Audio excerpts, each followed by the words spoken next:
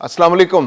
पाकिस्तान में अफगान पनाहगज़ीनों के लिए कुछ अच्छी खबरें नहीं आ रही। पाकिस्तान तो क्या, दुनिया भर में अफगान पनाहगज़ीन मुश्किलात का शिकार हैं और उसकी कोई और वजह नहीं बल्कि वो खुद हैं। सिंध हुकूमत ने ऐलान किया है कि वो अफगान पनाहगज़ीनों के बारे में दोबारा से मैपिंग करेगा। सिंध के अंदर बहुत बड़ा क्राइसिस पैदा हो चुका है। अब तक सिंध से 2,31,000 अफगान पनाहगज़ीनों को वापस उनके मुल्क भेजा जा चुका है, जबकि एक अंदाजे के मुताबिक 66,000 अफगान पनाहगज़ीन अब भी कराची और उसके मज़ाफ़ात में मौजूद हैं, जो छुपते छुपाते अंदरूनी सिंध में जाकर पनाहगाहें बनाना चाहते हैं, मुख्तलिफ शहरों में छुपना चाहते हैं ताकि उनको वापस उनके मुल्क ना भेजे जा सके। इसके अलावा आज के व्लॉग में हम बात करेंगे कि जर्मनी ने एक बार फिर अफगान पनाहगज़ीनों जिनसे उन्होंने वादा कर रखा था कि उनको अपने मुल्क ले जाएंगे, वादा खिलाफी करते हुए मना कर दिया है कि हम उन्हें वापस अपने मुल्क यानी जर्मनी नहीं लेकर जाएंगे।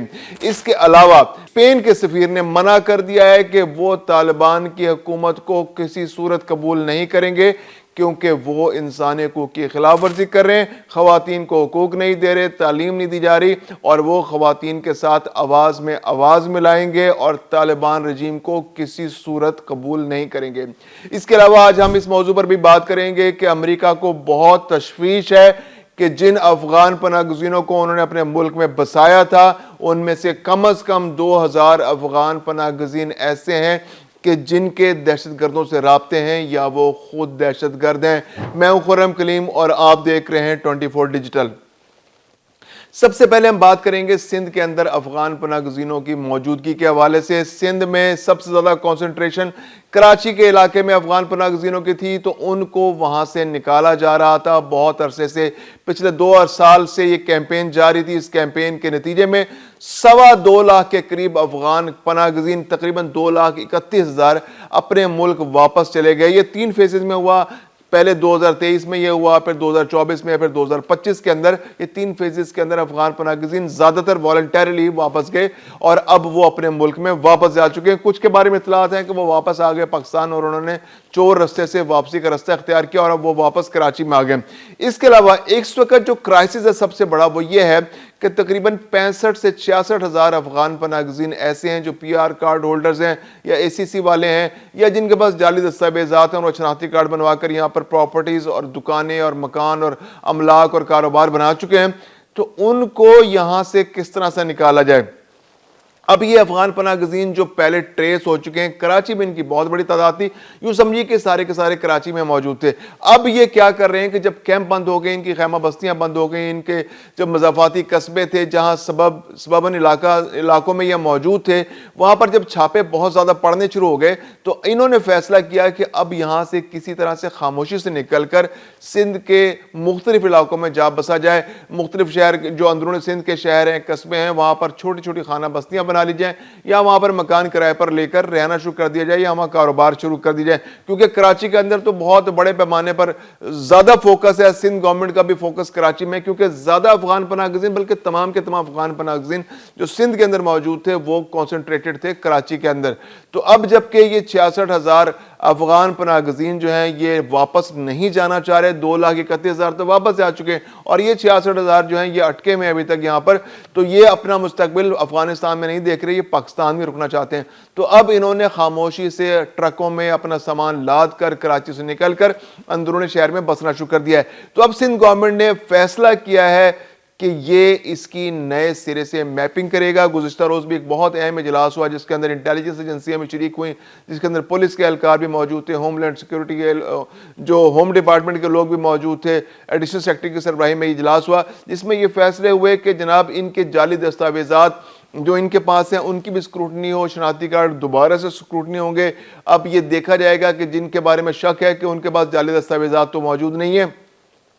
इसके अलावा हर शहर, हर कस्बे, हर करिए में, जिस तरह से पंजाब के अंदर विसल ब्लोइंग का सिलसिला मौजूद है, तो वहाँ पर भी सिंध में भी गौर हो रहा है कि ऐसी कोई मैकेनिज्म बनाया जाए जिसके तहत अफगान पनाहगज़ीनों के बारे में डाटा इकट्ठा हो। जो सिक्योरिटी एजेंसीज हैं, जो डिप्टी कमिश्नर्स हैं, जो असिस्टेंट कमिश्नर्स हैं, जो मुकामी पुलिस है, उसकी जिम्मेदारी लगाई गई है कि वो सिंध के मुख्तलिफ इलाकों के अंदर, कराची से लेकर सिंध के मुख्तलिफ इलाकों में अपने अपने इलाकों में जाएँ, मालूम करें कि वहाँ पर کس کس علاقے میں کتنے افغان پناہ گزین موجود ہیں جو اپنے نیٹ ورکس ہیں ان کے ذریعے سے اطلاع لیں اور ان کو پکڑ کر راستی مراکز میں پہنچائیں اور راستی مراکز سے ان کو واپس ان کے ملک بھیجا جائے. کیونکہ 31 اگست 2025 کے بعد پاکستان میں رہنے والے تمام افغان پناہ گزین, خواہ وہ پی او آر کارڈ ہولڈرز ہیں, اے سی سی والے ہیں, یا جن کے پاس جعلی دستاویزات ہیں, یا پھر جن کے پاس سرے سے دستاویزات ہے ہی نہیں, یا پھر جن کے پاس ویزے موجود تھے ان کے ویزے بھی ایکسپائر ہو چکے ہیں, اب تمام کے تمام افغان پناہ گزین جو ہیں غیر قانونی ہیں. کوئی بھی افغان پناہ گزین اگر پکڑا جائے گا تو اس کو واپس اس کے ملک بھیجا جائے گا. تو اب سندھ گورنمنٹ جو ہے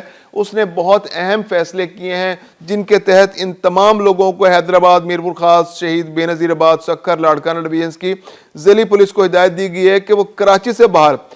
آباد کاری کی کسی بھی کوشش کو ناکام بنا دیں اور سخت کارروائی کریں.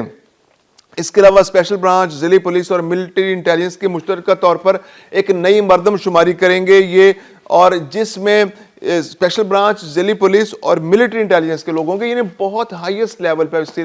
اس مسئلے کو لیا جا رہا ہے, اس کو سیریسلی لیا جا رہا ہے, اس مسئلے کو جڑ سے اکھاڑنے کی کوشش کی جا رہی ہے. کیونکہ جب اتنی ہائی لیول سیکیورٹی ایجنسیز جب کسی بھی معاملے میں جب ملٹری انٹیلیجنس کو شامل کر لیا جائے تو اس کا مطلب ہے کہ یہ کوئی معمولی بات نہیں ہے. یہ افغان پناہ گزین پاکستان کے اندر دہشت گردی کی کارروائیوں میں بھی ملوث ہیں. ان دہشت گردی کی کارروائیوں کو روکنے کے لیے بھی ان کو یہاں سے نکالنا, کھدیڑنا, یہاں سے مختلف علاقوں سے ان کو ٹریس کرنا اور واپس بھیجنا بہت ضروری ہے.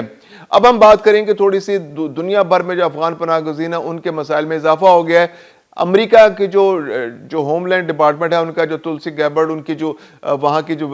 سیکرٹری ہیں, انہوں نے کہا جی کہ یہ جو افغان پناہ گزین بڑی تعداد میں یہاں پر جن کو ہم نے بسائے لا کر, تو ان کو بساتے ہوئے اسکروٹنی صحیح سے نہیں کی گئی, چیک نہیں کیا گیا, سیکورٹی چیک نہیں کیا گیا, اور یہ لوگ اندھا دھند یہاں بسا دیے گئے جو بائیڈن انتظامیہ کے دور میں. اور تقریباً 2 لاکھ افغان پناہ گزین جو نیٹو فورسز کے ساتھ کام کرتے تھے ان کی فیملیز, اور ان کو تقریباً 2 لاکھ کے قریب افغان پناہ گزین جو ہیں وہ افغان نیشنلز جو ہیں وہ امریکہ میں لا کر بسائے گئے. اب ان کے لیے ویزا مسائل ہیں, ان کو رہائش نہیں مل رہی, ان کو کھانے پینے کا انتظام نہیں ہو رہا, ان کی تعلیم, بچوں کی تعلیم کا سلسلہ نہیں ہو رہا. تو اب ایک جو نیا سلسلہ جو پچھلے 3-4 ہفتے پہلے جو وہاں پر جو ایک افغان زیرو یونٹ کمانڈو نے